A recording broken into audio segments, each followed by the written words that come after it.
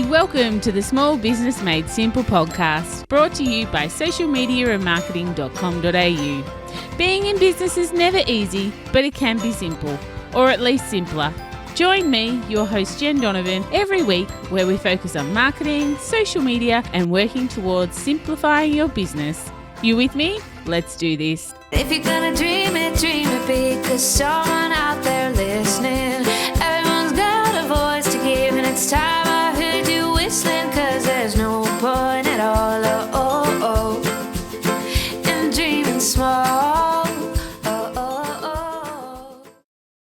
Way, hey there, my amazing listener. Welcome to episode 280 of the Small Business Made Simple podcast. Thank you, as always, for lending me your ears today. I know you have lots of choices out there, and I really do appreciate you making me and the Small Business Made Simple podcast one of your choices for today. Today, I'm answering some more questions. So a couple of weeks ago, I did a podcast that was all about how to get more leads into your business. And today, I'm going a little bit deeper by answering some of the questions that kept coming up from that episode. So make sure you tune in. But of course, before we get there, don't forget the show notes for this podcast can be found at all the W's, socialmediaandmarketing.com.au/180, actually 280, because it's episode 280. And so I thought, I say this every week, and I thought, well, some people might think, well, Jen, why do I even need to know that? Why do I need to know where the show notes are?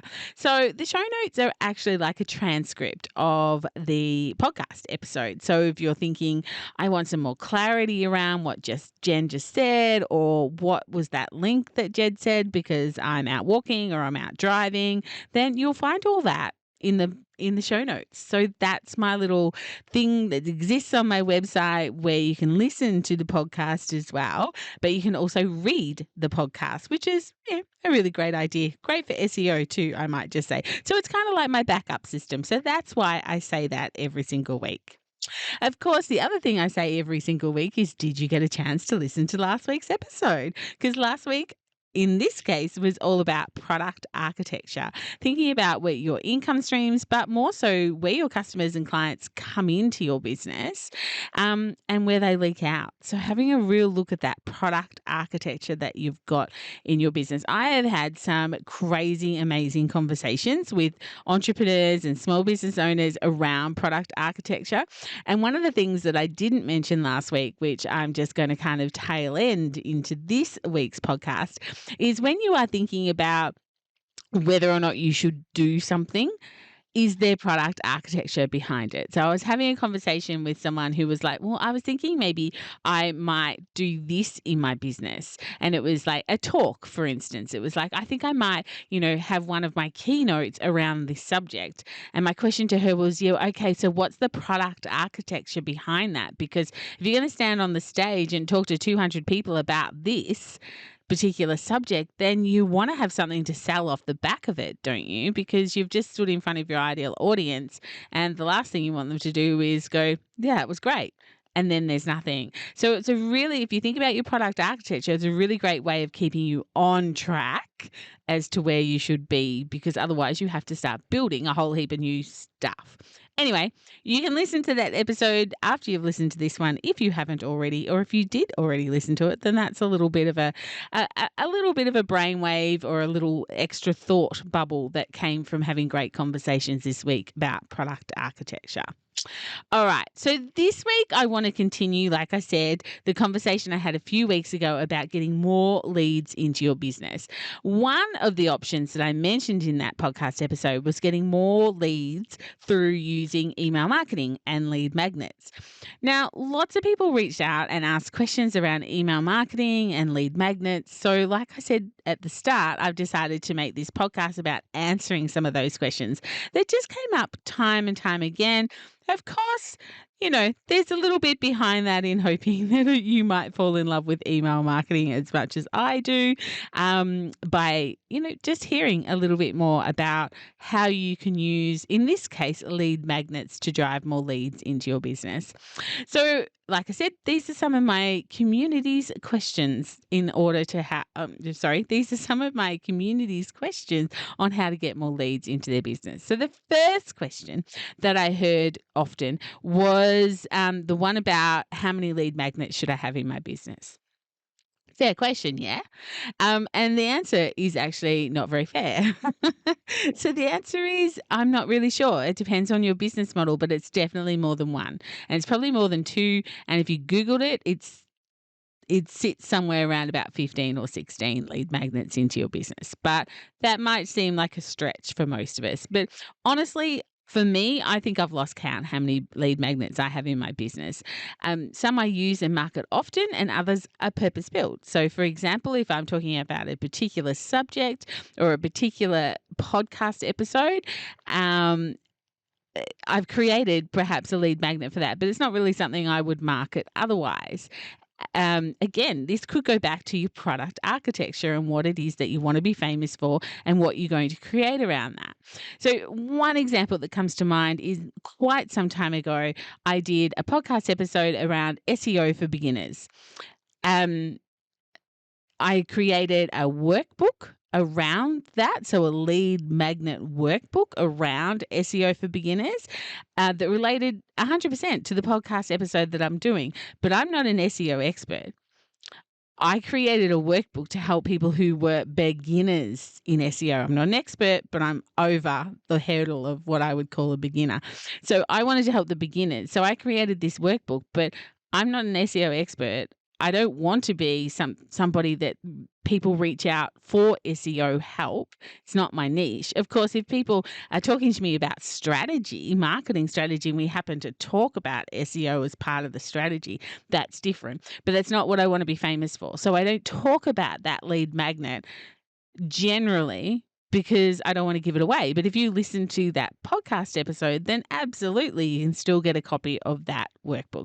So that's what I mean by sometimes things that I've built are purpose built and others aren't just totally what I talk about all the time because they are the things that I want to be famous for and that are solving some really big problems of my ideal audience.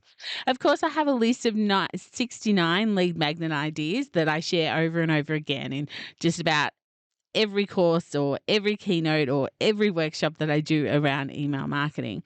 In fact, it's probably a list that I did so long ago that I need to update it now I'm talking about it. But the idea of the list is to open up a small business owner's eyes to just how many lead magnets they could build themselves, what a lead magnet is, of course, and how simple they can be. They can be simple or complex. If you don't already have a copy of that list, that 69 lead magnet ideas, then you can go to my website, socialmediaandmarketing.com.au/magnet ideas, and it'll be there like magic for you. Okay, so question 2 was, do lead magnets still work? So maybe I should have actually led with this one. Yeah, this should have been question 1 rather than question 2. Of course, the simple answer is yes. Absolutely, they still work. I have just actually changed over all my significant lead magnets on my website, although I'm still working on parts of that to get rid of some old ones. And that's a job that I need to get back to now. I'm thinking about it, but they are definitely getting downloads. My old ones got lots of downloads, especially my 108 social media content creation ideas lead magnet, which, is now out of service. It got not hundreds of thousands. That's telling a really big lie. It got thousands and thousands of downloads. And when I market my lead magnets, hey, huge surprise, the number of people downloading them actually goes up. Who knew, right? Who knew that marketing your lead magnet might actually get more people to sign up for your lead magnet? I know. It's just hard. Of course, lead magnets that offer no value don't work. Your lead magnet must offer value and have a strategy of how and when you're going to use them. It's just not a thing you can create and the troops are just going to come running for it. Remember, though, it's not just about collecting email addresses. It's about building that potential community of customers. So building that potential community of people who will buy from you over and over again. To be honest, almost every time someone comes to me and says, Jen, I've tried lead magnets and they just don't work, these people are given a certain look from moi. And then I have a look at their social media and their marketing, and More often than not, if they've come to me and said lead magnets don't work, I find one of two things. I find that there's nothing, no sign of a lead magnet that's available at all in any of their marketing. Yes, it's on their website, but really, that's just not good enough. Like, you can't expect people to go and find it. You've got to market it. So that's the first thing I find, is they're just not marketing their lead magnet. Or the second conversation is probably a little bit less comfortable, a little bit uncomfortable for the both of us, and that's about providing the value.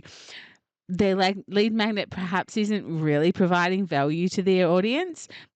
You know, a lead magnet should be something that people are willing to pay for, should it be on sale, but they don't because it's a freebie. And it really isn't solving their biggest problem. You know, so it hasn't got that value behind it.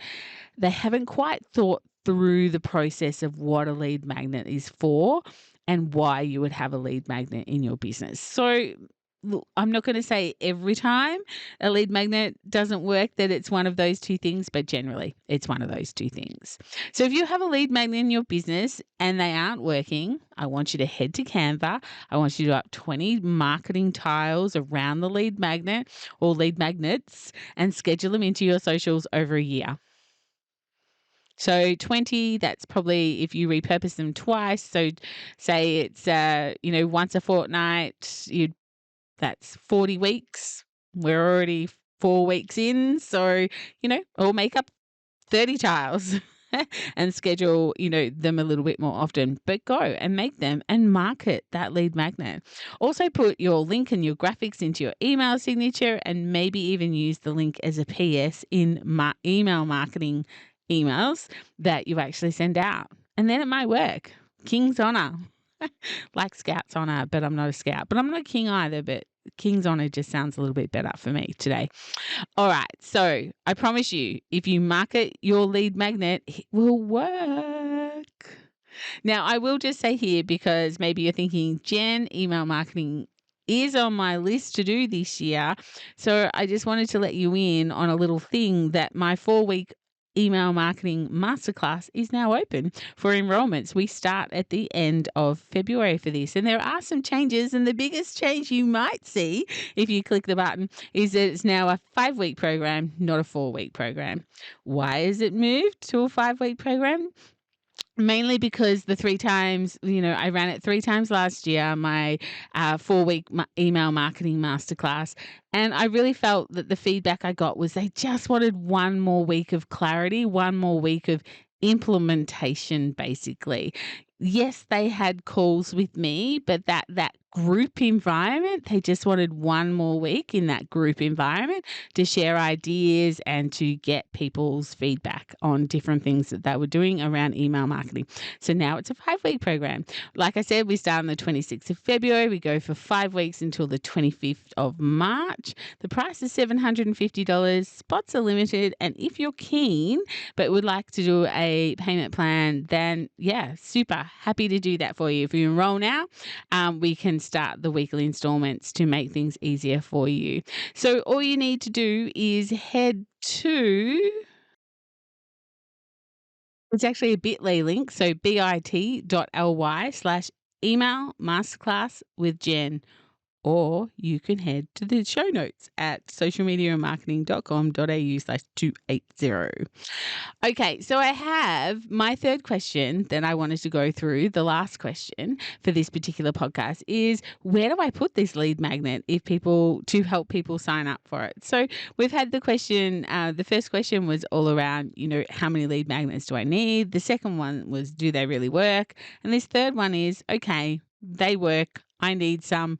Where do I put them, Jen? Okay, so I've actually got a list of 26 places that you can put your lead magnet to market your lead magnet. I'm going to read through them really quickly. So if you want to see them, again, head to the show notes. See, I told you at the start, this would be a really handy link for you to know for this particular podcast. But again, socialmediaandmarketing.com.au jenwhite.com.au/280 and you will see 26 places you can put your lead magnet. But like I said, I'll read through them quickly now. Caption on your Facebook cover or your LinkedIn cover page. Number 2, your social media bios. Number 3, your Aero 404 page. Number 4, your about page on your website. Number 5, above the fold on your website. Number 6, on a sidebar on your website. Number 7, you could use a pop-up for your on your website or an exit pop-up on your website or both. Number 8, Google business profile posts and or in your actual profile. Number 9, specific landing pages either on your website or inside your email marketing program, like as in whether you use MailChimp or MailerLite or something like that. Number 9, social media platforms. Promote your lead magnet on platforms like Facebook, Instagram, X, LinkedIn, Pinterest, using really compelling visuals and copy. Put them in your stories, do lives about them, do reels about them, market them often. Number 11, put in your email signature. Include a link to your lead magnet in your email signature that you send out with every single email. Guest blog posts. If you write guest articles for industry-related blogs, include a call to action to your lead magnet. Number 13, webinars that you do. Number 14, in YouTube videos that you do. Number 15, in podcasts. Even if you are a guest on a podcast, ask them if you can promote your lead magnet. Number 16, online forums and communities such as Quora, Facebook groups, and Reddit. Number 17, paid advertising. Use platforms like Google Ads or Facebook Ads to actually pay for leads on your lead magnet. Again, you need to know your lifetime value of your customer. You need to know your return on your investment, but don't be afraid to pay for these things if it will bring you the result that you want it to. Number 18, you could have affiliate or partner promotions. Collaborate with partners or affiliates to promote your lead magnet to their audiences. Networking events. Mention your lead magnet when networking or have a QR code on your business card that links to it. QR codes, really great idea for marketing. I did do a whole podcast episode about QR codes. Can't remember the number of it, but have a search through and you will find it. Great episode to listen to.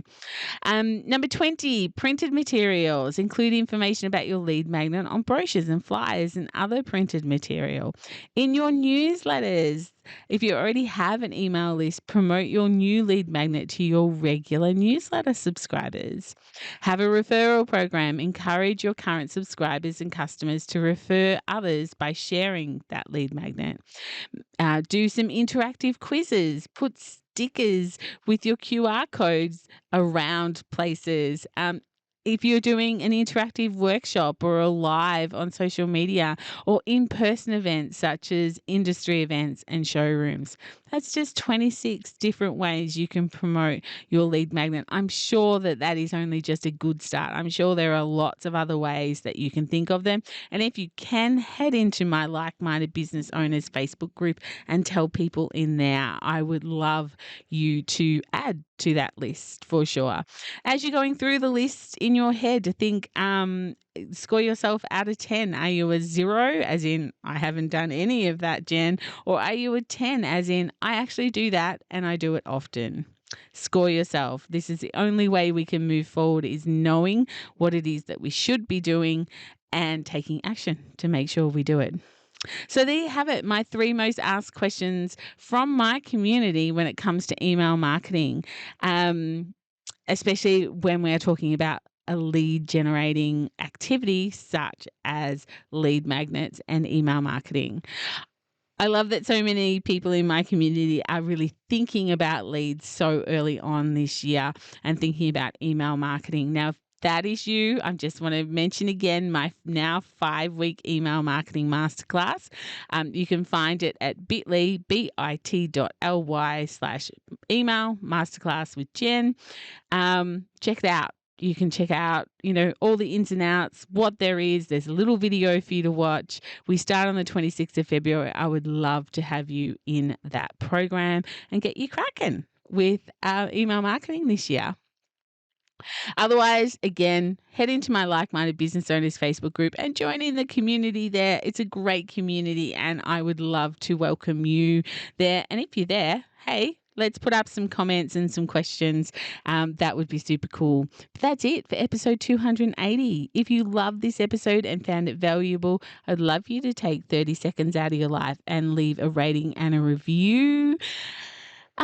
Otherwise, I will see you next week for episode 281. In the meantime, if we aren't social on social, come and find me on any of the platforms and let's get social on social media. But whatever you do, remember my small business peeps, as my opening song says, there is no point in dreaming small. No time like the present. Tell it like you feel it, say it proud, be true and let us see you for the star that you are. No point in dreaming small. I would like to acknowledge the traditional custodians of the land, the Yorta Yorta people, on which I record this podcast and conduct my business today, and pay my respects to their elders, past and present. I extend this respect to the Aboriginal and Torres Strait Islander people here with us today as well.